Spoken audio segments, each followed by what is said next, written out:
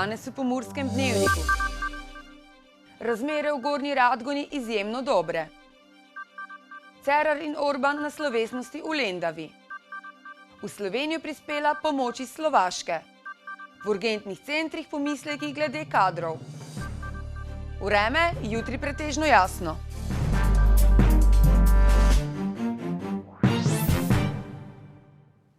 Gledalke in gledalci, lepo pozdravljeni v Pomurskem dnevniku. Ministrica za notranje zadeve Vesna Györkös-Žnidar in državni sekretar Boštjan Šefic sta v soboto dopoldne obiskala nastanitveni center za begunce v Gornji Radgoni. Ministrica je razmere v centru ocenila kot izjemno dobre. Glede tehničnih sredstev za uporabo na meji pa je dejala, da bodo tehnična sredstva uporabljena v primeru, da bo to potrebno. Skozi nastavitveni center v Gornji Radgoni, ki je urejen v prostorih Pomurskega sejma, je doslej v drugem begunskem valu prešlo že skoraj 30 tisoč beguncev. Dnevno jih naštejejo od okoli 1300 do 2100. Zanje vsak dan poskrbi okoli 50 ljudi. V centru pa lahko naenkrat prespi okoli 800 oseb. Razmere v nastavitvenem centru v Gornji Radgoni so po besedah ministrice Vesne Györkös-Žnidar izjemno dobre. Mislim, da je primerno poskrbljeno za ljudi, ki so prišli sem, torej za migrante. Postopki nemoteno potekajo, tako da ocenjujem, da so razmere zelo dobre. V času obiska ministrice so se v nastavitvenem centru v Gornji Radgoni mudili tudi predstavniki organizacije za humanitarno pomoč iz Švice, ki je del tamkajšnjega zunanjega ministrstva. Zu evaluieren, wie diese Unterstützung und diese Hilfe konkret aussehen könnten. Wir sind auf Evaluationsmission.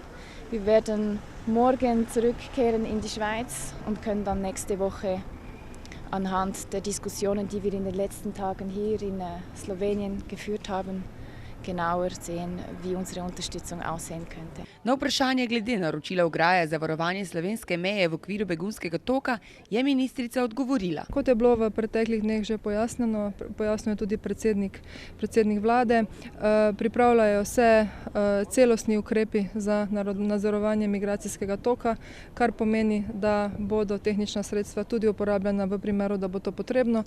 Podlaga za uporabo tehničnih sredstev že obstaja v zakonu o nadzoru državne meje, podlage dobre so tudi v Schengenskem zakoniku, da v primeru, da bi ponovno prišlo do nekontroliranega razpraševanja migrantov po zeleni meji in pa v primeru, da bi Avstrija in Nemčija pričeli omejevati sprejem migrantov, seveda tehnična sredstva bodo uporabljena, namenjena pa bodo usmerjanju nekontroliranega prihoda migrantov in pa preprečevanju nekontroliranih prehodov čez zeleno mejo. Kaj več, glede na to, da tukaj gre vendarle za zaupne ukrepe, ne morem govoriti, ampak vkolikor pa bo sprejeta politična odločitev, so pa tehnična sredstva pripravljena. Po poročanju nekaterih medijev naj bi sicer v zadnjih dneh v Slovenijo že prišlo več 10 kilometrov žice, ki naj bi jo Slovenija naročila v več državah. O tem je ministrica dejala, da se do tega ne moremo opredeljevati v tem trenutku. Ograja pa ne nazadnje ni strokoven termin, dejansko se govori o tehničnih sredstvih, zato ker tako določa zakon. Po besedah ministrice se pogovarjajo oziroma razmišljajo o novih izstopnih točkah migrantov, kar je nujno, saj mora država zagotavljati pretočnost migrantov. Saj je Slovenija po njenih besedah država z omejenimi kapacitetami. In nikakor ne moremo dovoliti, da bi se v določenem trenutku znašlo v Sloveniji več ljudi, kot jih lahko oskrbimo. S tveganjem, da Avstrija omeji sprejem migrantov, se na ministrstvu ukvarjajo ves čas. Vendar pa so ukrepi, ki jih pripravlja Avstrija, zaenkrat namenjeni le zagotavljanju varnosti in kontroliranemu prehodu.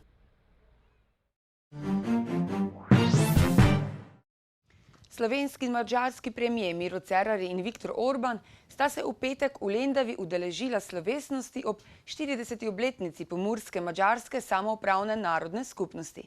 Še predtem pa se je Cerar ločeno sestal s predstavniki pomurske madžarske samoupravne narodne skupnosti ter s predstavniki organizacij slovenske manjšine na Madžarskem. V pogovoru je Cerar pojasnil, da so vladni napori usmerjeni k zagotavljanju doslednega uresničevanja ustavnih in zakonskih določil ter določil ratificiranih mednarodnih dokumentov, ki zadevajo posebne pravice pripadnikov madžarske in italijanske narodne skupnosti. V nagovoru ob 40. obletnici pomurske madžarske samoupravne narodne skupnosti se Cerar trenutno najbolj aktualnega vprašanja beguncev, proti katerim se je Madžarska zaščitila s postavitvijo ograje na meji s Srbijo in Hrvaško, ni dotaknil. Da slovenske oblasti razmišljajo o obstavitvi tehničnih ovir na meji, je zdaj že jasno. Neuradno naj bi Slovenija bodečo žico že naročila, kmalu naj bi ta prispela s Poljske. Zakaj se država ni odločila za domače proizvajalce, ki izdelujejo ograje, ni jasno. Meter ograje z Poljske naj bi namreč stal 12,5 evra, 1 meter ograje iz Slovenije pa slabe 3 evre manj. Če bi torej naročili ograjo v Sloveniji, bi tako prihranili okrog 400 tisoč evrov davkoplačevalskega denarja. Zakaj je vlada ta denar raje namenila tujcem kot pa domačim obrtnikom, smo želeli vprašati tudi premierja Mira Cerarja. Gospod premijer, zakaj se Slovenija ni obrnila na domače proizvajalce, ki delajo ograje?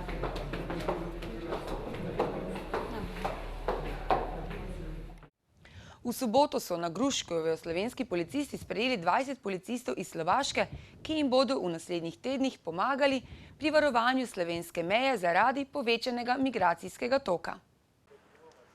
Trenutno slovenskim policistom zaradi povečanih migracij že pomagajo kolegi iz Nemčije, Avstrije in Estonije. V soboto pa je na pomoč slovenskim kolegom prišlo še 20 policistov iz Slovaške. Moram povedati, da danes smo dobili kar veliko vprašanj strani kolegov iz Slovaške, tako včeraj tudi strani estonskih kolegov in videti je, da so zelo motivirani za delo. Slovaški policisti so se v soboto najprej namestili. Potem pa takoj naslednji dan sledi usmeritve in seznanitve s stanjem in tudi kar napotitev na delo že. Kolegi iz Slovaške bodo delali podobno kot v slovenskih patruljah. Ali 8 ali 12 ur. Zaradi lažjega načrtovanja smo se z kolegi Slovaške dogovorili, da bodo delali v izmenah po 12 ur. Novi urgentni centri po Sloveniji so večinoma zgrajeni. Predstavnike slovenskih bolnišnic pa o povajanju novega sistema teh centrov skrbi zlasti kadrovska podhranjenost. Težavo vidijo tudi v napačni napotitvi bolnikov. Kirurg Milan Nemeš iz Splošne bolnišnice Murska Sobota je ocenil, da je težava v tem, da bodo na precej večji površini delali z enako ali celo manj številnim kadrom, pri čemer se do neke mere tudi izgublja nadzor nad bolniki. Težavo Nemeš vidi tudi v sodelovanju s primarnim zdravstvenim nivojem, saj ni več filtra splošnega zdravnika, tako pa bodo k njim prihajali bolniki na primer zaradi zobozdravstvenih težav, s katerimi se sploh ne ukvarjajo, ali zaradi okulističnih težav, pa tega področja popoldne in zvečer nimajo pokritega. Nedorečenosti izhajajo iz tega, da gre za prenos določenih dejavnosti med dvema nivojema, pri čemer je državna sekretarka na Ministrstvu za zdravje Sandra Tušar poudarila, da gre za dober projekt, težave pa bodo odpravili v prehodnem obdobju. To je po njenem mnenju zadosti dolgo, da imajo vsi urgentni centri možnost, da pridobijo ustrezno izobražen kader, da se potem kader popolni in s tistim trenutkom se bo seveda tudi financiranje kompletno preneslo z enega na drug nivo. Dodala je, da bodo vsi zdravstveni zavodi lahko zaposlovali kader glede na svoje potrebe. Pri tem bodo vse dejavnosti, ki bodo v urgentnih centrih prevzeli, na novo tudi dodatno financirali. Sila neugodne Gorenjke so povzročile veliko sivih las Pomurkam, ki so zabeležile minimalno zmago in ostajajo še naprej 100-odstotne. Vržej se je doma nadejal še ene zmage, ki bi jih še utrdila pri vrhu lestvice. A je bil to račun brez Krčmarja. Z 0:2 je bil boljši Dob. 12. krog v 3. ligi Vzhod pa je zaznamoval prvi poraz vodilnih Beltincev v Ljutomeru, kar pa nista izkoristila Odranci in Mura. Igralke Velesovega so bile v Beltincih še kako motivirane, saj so si tako kot vsaka ekipa v Sloveniji želele skalp aktualnih prvakinj, a jim tokrat kaj takega ni uspelo. Dobro so se opirale, a gol Bradičeve v 10. minuti je zadostoval za 9. zmago Pomurk in zanesljivo vodstvo na lestvici. V Veržeju smo spremljali spopad med 3. in 5. uvrščenima ekipama lige. Tekmo je krojil sodnik Ponis, ki je v 29. minuti dosodil v kazenskem prostoru prekršek, ki naj bi ga videl samo on. Gostje so tako dobili najstrožjo kazen, ki so jo realizirali, domačini pa so ostali z igralcem manj. Drugi zadetek je za Dob dosegel Borut Semler, dober znanec ljubiteljev nogometa iz dežele ob Muri. Ljutomerčani so na domačem igrišču ustavili beltinski stroj. Junak tekme je bil Andrej Lotrič. Beltinci so tako prvi poraz doživeli v 12. krogu. Derbi se je v Črenšovcih končal brez zmagovalca in brez zadetkov. Polana je dosegla svojo 5. zmago v Lendavi, kjer je vodila že z 0:3, Nafta pa je v izdihljaju tekme ublažila poraz.